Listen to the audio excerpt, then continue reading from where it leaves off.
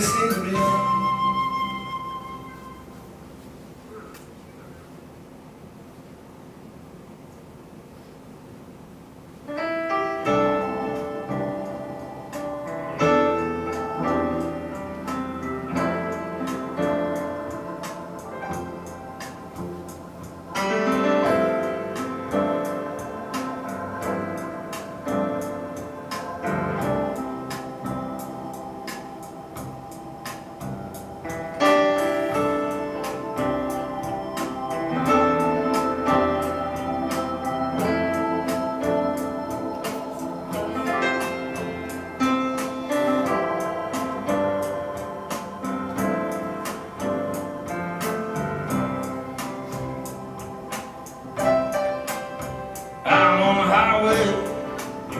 Down the byway, all alone.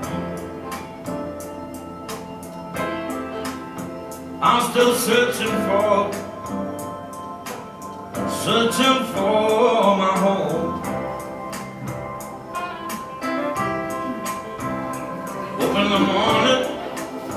Up in the morning, out on the road. In my head aching, in my hands are cold. And I'm looking for the silver lining in the clouds. And I'm searching for the philosopher's stone.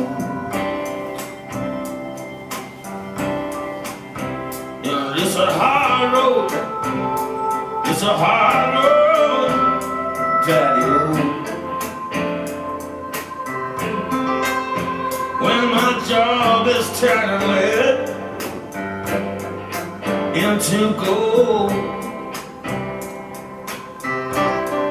It was born in a back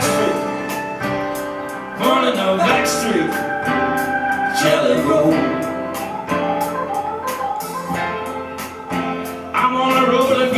Searching for the philosopher's stone. Can you hear that engine? Oh, can you hear that engine drone? Well, I'm on the road again and I'm searching for the philosopher's stone.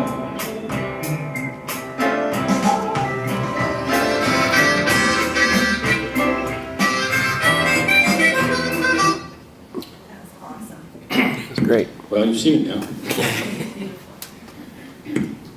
So that whole trip cost me about $14,000 Canadian. Probably a little more today. But then I'd probably be sleeping in a bed most of the time. So. All right, so what we're going to do is, and if it starts taking up too much time, we won't. But I'm going to read you an excerpt from each one of these books. Before I do that, I want to comment on this sign, which is just north of Nanaimo. And it's amazing what you can learn about people from signs. If you look at the bottom of the sign, you see somebody has tried to scratch off the I to make it legal with two L's. So the first question you have to ask yourself is, was he driving a vehicle and he got out and he decided to take the I off? No, he was hitchhiking, right? So the first question is, why is he hitchhiking beside a sign that says it's illegal to hitchhike? The second question is, why is he trying to scratch out the I when I'm sure the RCMP would have driven by a dozen times before he finished it? But if you stand back and you look at signs with the eye of not only a hitchhiker, but of somebody who knows anything about punctuation, the sign says, no hitchhiking pickup is illegal. So why would you bother scratching out the I? If they put a period behind the hitchhiking, then the sign would make sense. So every time I drive by there, I have this tremendous urge to jump out and stick out my thumb and go again. That's the way that is. Anyway, it's got nothing to do with this, but I thought you'd enjoy it. All right, so let me just do a little more detail about the map, because I did hitchhike most of it. So I hitchhiked down through Baja, down through Central America, but I had to fly across the Darien Gap because my pirate boat in Colombia, which was smuggling, or in Panama, which was smuggling televisions into Colombia. It was kind of unusual because most things were being smuggled out of Colombia. It got blown up by the Colombian Army or Navy while I was in Portobello. So I had to fly to Medellin. And I landed right at the peak of the ascendancy of the Medellin cocaine cartel. So there's a good chapter in there. Then it only paid to take buses and trains down through some of the less expensive countries until I got to Chile, and I couldn't afford it anymore, so I had to start hitchhiking again. And I hitchhiked through Chile, Argentina, Paraguay, and through Brazil, where I ran out of money except for the amount of money that I had left to buy a one-way ticket across to South Africa. And the only reason I got that is because I knew the Consul General, South African official in Rio, who told me that he would disavow any knowledge of my existence if it didn't work out. But it worked out. So then I hitchhiked through Africa until I got to Nairobi, and that's 2 chapters all by itself. I had to fly into Ethiopia and then fly into the Sudan, and I took trains up to the Holy Land. Then I hitchhiked all through Europe, except for these 2 flights within the Soviet Union. That's another story. And I'll tell you about one. And then I had to fly. I was trying to hitchhike through Iran when the Ayatollah took over, and they didn't appreciate what I'd written on the visa application at the border, so I had to go all the way across Turkey and get an Egypt Air flight to Karachi. And I landed in Cairo after midnight, and at 3 o'clock in the morning, I met Destiny over there. So anyway, we flew to Karachi and ended up taking trains mostly through India and Nepal. Flew to Burma, and then took trains through China and through the Soviet Union. Hitchhiked through Japan, a lot of hitchhiking down through here, hitchhiked around this part of Australia, hitchhiked most of New Zealand, and then flew home, took 2 flights back to see my parents who hadn't seen me for 5 years. So, here's some stories. The first part of the journey up to here is in the first book, Orion's Cartwheel. The second part through Europe is between the cartwheels. The third part around the Indian subcontinent is Hind Cartwheel. And then the last part is Final Cartwheel. So here we go. This excerpt comes from me trying to hitchhike to Victoria Falls by the end of the day. And I didn't make it. It is said that the worst thing to happen to Africa was the arrival of the white man, and that the second worst thing was his departure.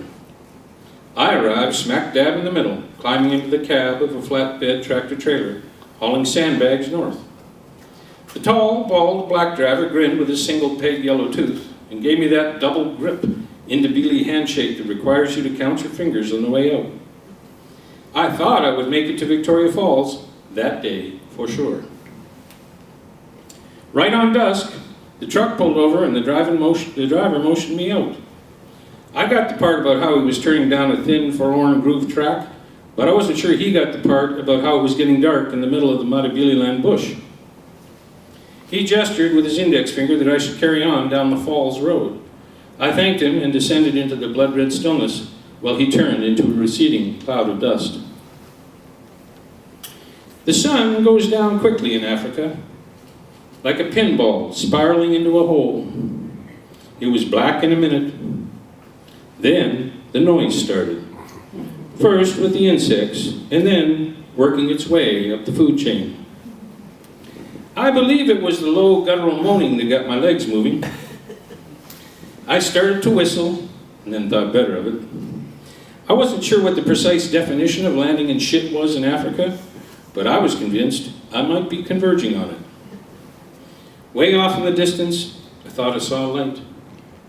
As I paced along the lighter shadow between the 2 dark ones, I grew more hopeful I was right. Maybe Toothless was pointing to something after all.